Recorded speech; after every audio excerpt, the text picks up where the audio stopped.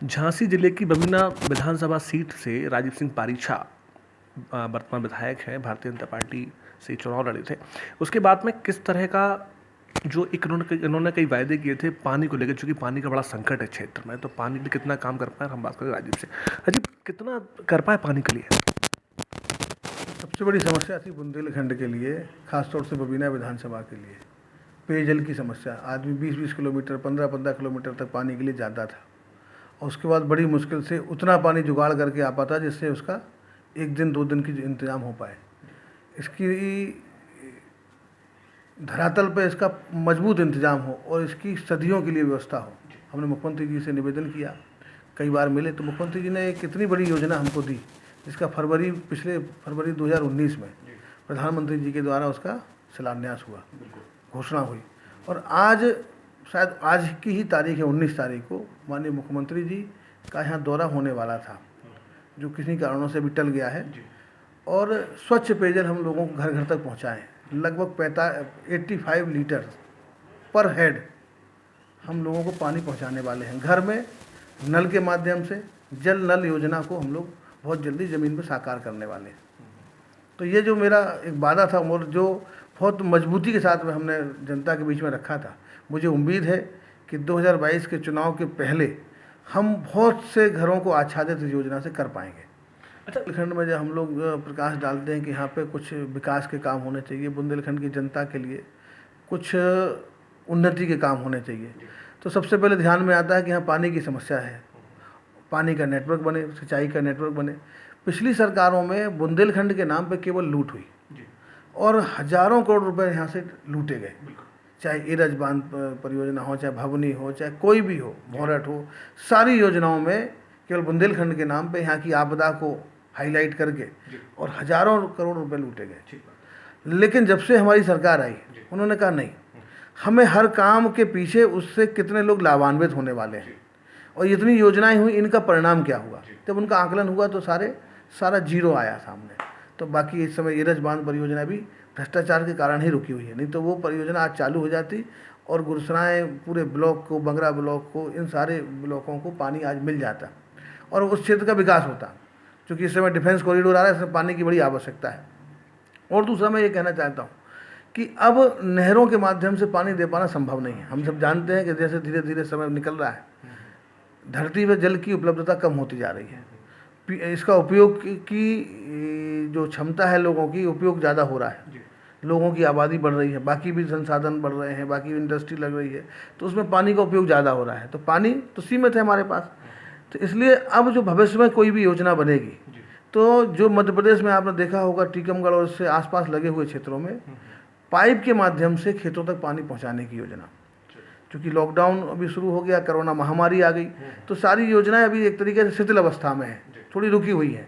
जैसे ही इससे हम लोग पार पा लेंगे 2 महीने 3 महीने के बाद, बड़ी तेज़ी से बुंदेलखंड में पानी की समस्या का समूल समाधान, संपूर्ण समाधान होने वाला है। बताइए कि लॉकडाउन की भी बात की आप, तो लॉकडाउन के बाद से आपकी दिनचर्या में कितना बदलाव आया है? आप लोगों से कैसे मिल पा रहे हैं, कैसे डिस्टेंस मेंटेन करते हैं लोगों के पास? चूँकि आप एक ज़मीनी नेता हैं, आपके पास आके लोग मिलते हैं, बात करते हैं, उनको बड़ी उम्मीद होती है, तो उनसे कैसे उनकी बात सुन पा रहे हैं?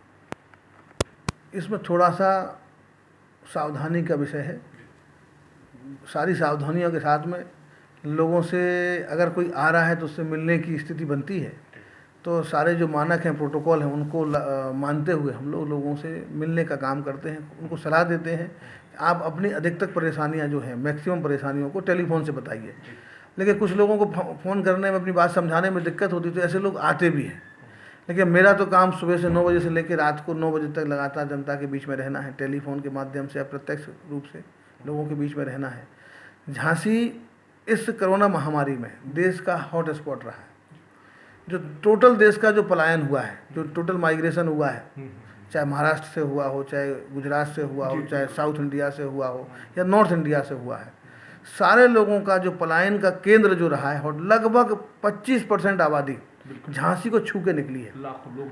लाखों लोगों की संख्या ऐसी रही, 25 से 30 लोग झांसी से को छू के निकले, झांसी की ज़मीन से होते हुए निकले, झांसी का उन्होंने मार्ग का उपयोग किया है।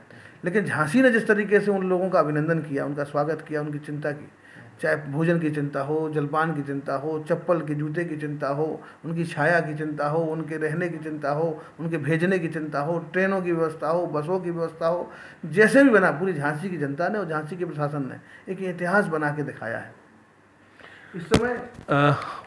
सवाल अभी और हम एक छोटा सा ब्रेक लेते हैं अभी।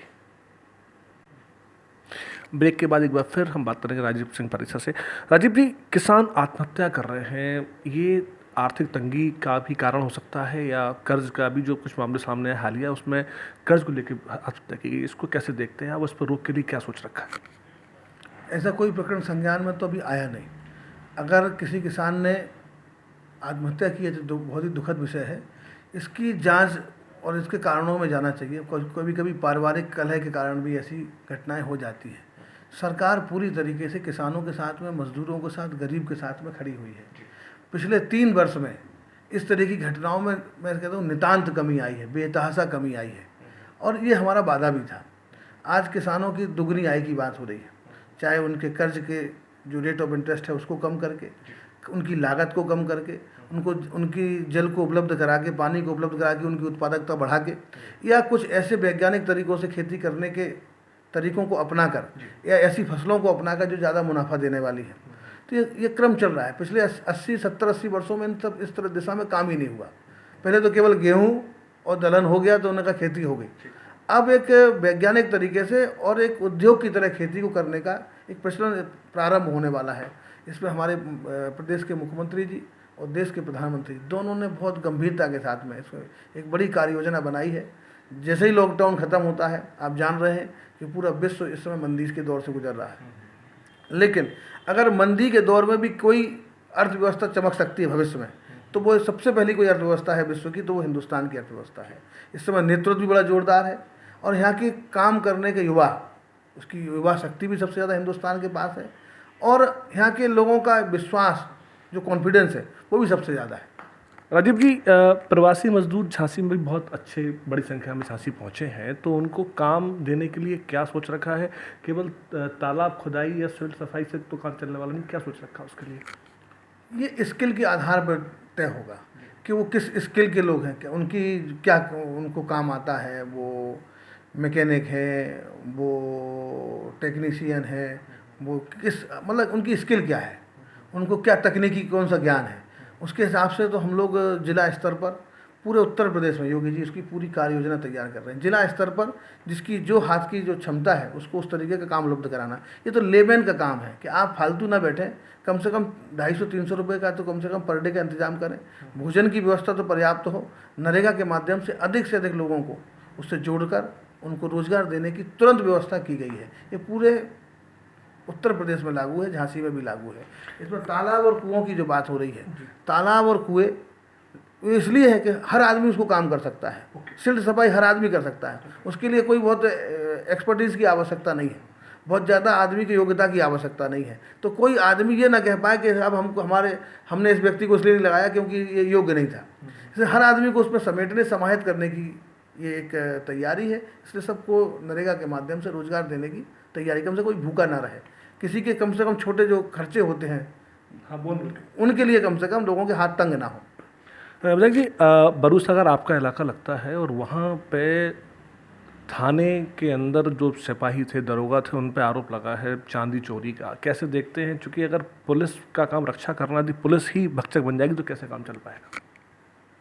ये घटना संज्ञान में आई थी, और मैं धन्यवाद देता हूँ यहाँ के पुलिस कप्तान को, पुलिस प्रशासन को। जैसे उनके संज्ञान में आए, उन्होंने एक गंभीर निर्णय लेते हुए एक बहुत ही विश्वास पैदा करने वाली कार्रवाई की।